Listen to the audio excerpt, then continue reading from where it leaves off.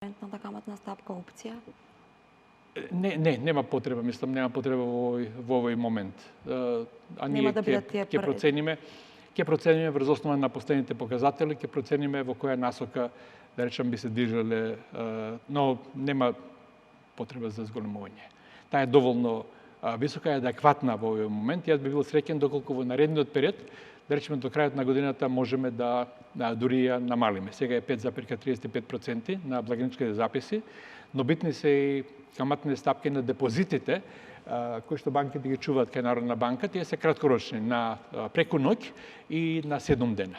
И тие се релевантни, се движат околу 4,5%, што се адекватни на ризиците и на надворешен план и на внатрешен план.